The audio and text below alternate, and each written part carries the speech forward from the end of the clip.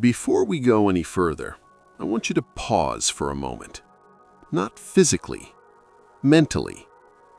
If you're here listening to this, it's because something inside you knows that the way you're living is not aligned with what you're capable of. You may not have words for it.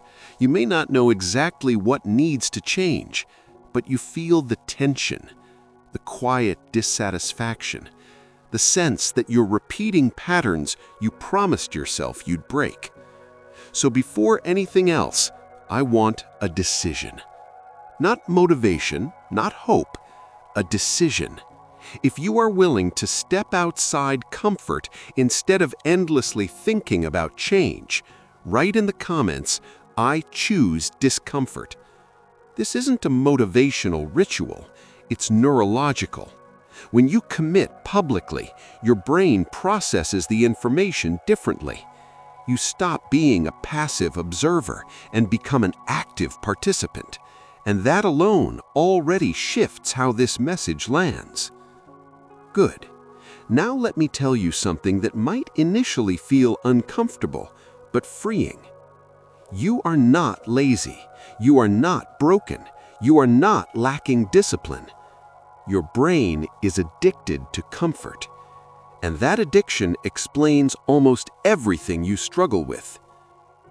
Human beings like to believe we are rational creatures. We like to think we make decisions based on logic, values, and long-term goals.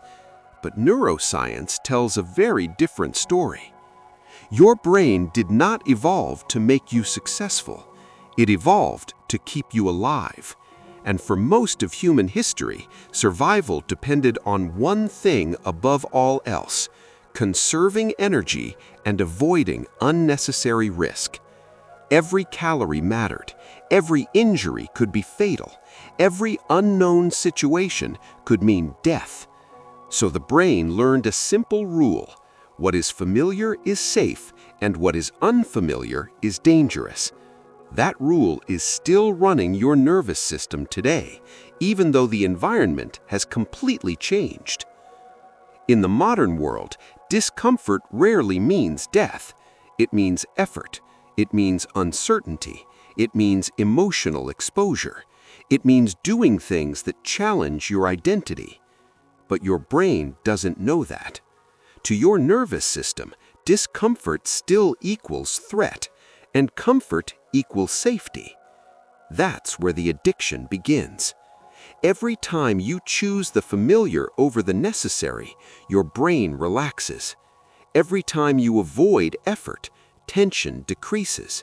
Every time you delay a difficult task, there's a moment of relief. That relief is powerful, because relief tells the brain, "Good choice, you survived." Over time, your brain starts chasing that relief, not consciously, automatically. This is why comfort is so deceptive. It doesn't feel destructive. It feels reasonable. It feels earned. It feels harmless.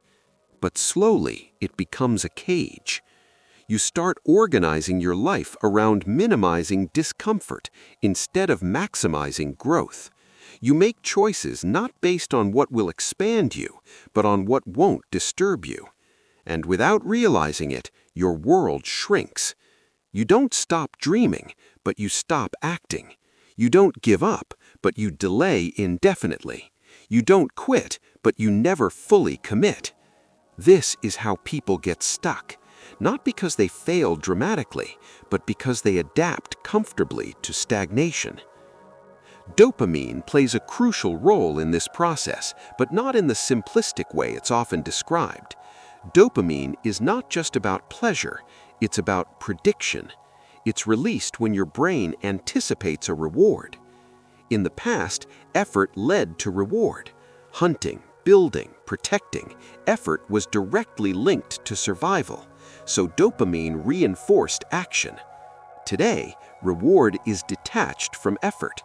You can get stimulation, novelty, validation, and distraction instantly, without risk, without movement, without challenge. Your brain learns a new equation: reward without effort. And once that association is formed, effort starts to feel unnecessary, even threatening. Why struggle when relief is immediate? Why push when comfort is available? Why face uncertainty when you can numb it? This is not weakness, it's conditioning, and conditioning always overrides intention. That's why motivation doesn't last. That's why inspiration fades. That's why you feel energized one day and paralyzed the next. Your brain is protecting its addiction. But here's something even more important. The brain does not differentiate between physical danger and emotional discomfort. Studies in neuroscience show that social pain, rejection, criticism, failure, embarrassment activates the same neural circuits as physical pain. So when you consider stepping outside comfort, your brain reacts as if you're about to be injured. It tightens your chest. It creates mental noise. It generates doubt. It tells you to wait, to prepare more, to avoid. Not because it hates you, but because it believes it's saving you. The voice that says "not now" is not laziness. The resistance you feel is not lack of discipline. It's your nervous system defending the familiar. And the longer you obey that defense, the stronger it becomes. This is how comfort addiction deepens.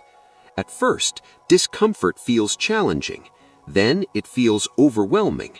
Eventually, it feels impossible. That's why people say things like, "I just can't bring myself to do it." They're not lying. Their nervous system is overloaded. But the truth most people never hear: you don't break this addiction by waiting to feel ready. Readiness is a byproduct of action, not a prerequisite. Your brain will never be convinced by logic that discomfort is safe. It must experience it and survive it. That's how learning happens at the nervous system level. This is why bursts of discipline don't work. You force yourself for a few days, maybe a week, then collapse back into comfort. The system wasn't retrained, it was shocked. Lasting change is not dramatic, it's repetitive. It's about exposing your nervous system to manageable discomfort consistently until it stops sounding the alarm.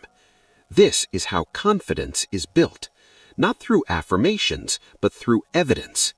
Every time you do something uncomfortable and nothing bad happens, your brain updates its model of reality. This didn't kill me. This wasn't dangerous. I can handle this. That's how power returns. And this is the part that changes everything. The discomfort you avoid is not random. It's directional. Your brain resists precisely the actions that would expand your identity. The resistance is strongest right before growth, which means discomfort is not a sign to stop. It's a sign you're close. Comfort keeps you safe. Discomfort makes you capable. And capability is what produces confidence, clarity, and momentum. When you consistently choose comfort, something subtle happens. You begin to distrust yourself. You stop believing your own intentions. You feel fragmented because your actions don't match your values. That internal dissonance creates anxiety, emptiness, and frustration. Not because you're failing, but because you're avoiding becoming who you know you could be. Now here's the shift. You don't need to eliminate comfort. You need to stop letting it lead. Comfort should be the reward, not the default. So here's your challenge. For the next 7 days, choose one intentional discomfort every day. One action your brain resists, but your future self will thank you for. It doesn't need to be extreme, it needs to be deliberate. When resistance appears, don't negotiate, observe it, breathe, act anyway. You are teaching your nervous system a new truth. Discomfort is survivable. Do this consistently and something changes. Action becomes easier, resistance weakens, clarity increases. Not because life gets easier, but because your tolerance expands. And when your tolerance expands, your life expands with it. If this message resonated, don't let it fade into another moment of insight with no integration. Share it with someone who is trapped in comfort and doesn't understand why. And if you want more content that doesn't soothe you, but strengthens you, subscribe to the channel. This space is not about feeling good, it's about becoming free. Your brain is addicted to comfort, but you don't have to be. Choose discomfort, and everything begins to change.